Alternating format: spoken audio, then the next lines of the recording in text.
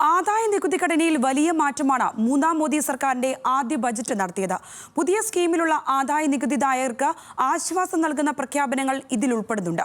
Standard deduction 50,000 നിന്ന് 75,000 രൂപയാക്കി ഉയർത്തി. കോർപ്പറേറ്റുകൾക്കും സഹായം നൽകുവാൻ ഏഞ്ചൽ നികുതി ഘടന മാറ്റുമെന്നും ധനമന്ത്രി പ്രഖ്യാപിച്ചു. കാലങ്ങളായി നൽകി വന്ന സ്റ്റാൻഡേർഡ് ഡിഡക്ഷൻ 50,000 നിന്ന് 75,000 രൂപയാക്കി. ആദായ നികുതിയിലെ നയമാറ്റത്തിന് പിന്നാലെ സ്ലാബുകളിലും മാറ്റം വരുത്തിയിട്ടുണ്ട്. 3 ലക്ഷം വരെ നികുതിയില്ല.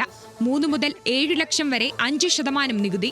7 മുതൽ 10 ലക്ഷം വരെ 10%. 10 മുതൽ 12 ലക്ഷം വരെ 15%. 12 മുതൽ 15 ലക്ഷം വരെ 20%. 15 ലക്ഷത്തിന് മുകളിൽ 30% നികുതി. പുതിയ നികുതി ഘടന സ്വീകരിച്ചവർക്കാണ് ഈ ഇളവ്.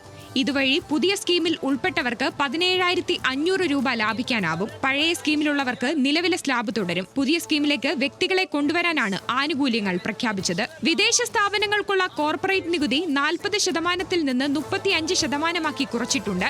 ഈ പ്രഖ്യാപനത്തിലൂടെ വിദേശ കമ്പനികൾക്ക് നേട്ടം കൊയ്യാനാകും. ക്രൂയിസ് ടൂറിസത്തിന് പ്രോത്സാഹനം നൽകുന്നതിന്റെ ഭാഗമായി വിദേശ ക്രൂയിസ് കമ്പനികൾക്ക് രാജ്യത്ത് പ്രവർത്തനം ആരംഭിക്കാൻ നികുതി ഇളവ് നൽകി.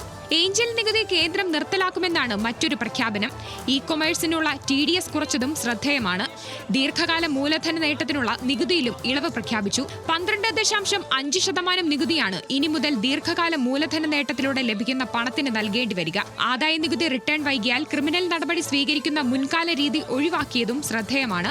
ആദായ നികുതി നിയമം 1961 സമഗ്രമായ പരിഷ്കരണവും പ്രഖ്യാപനത്തിലുണ്ട്. ഇതോടെ പഴയ സ്കീമിൽ തുടരുന്നത് ഒട്ടും ആദായകരമല്ലാതാകും. Budget desk, news Malayalam.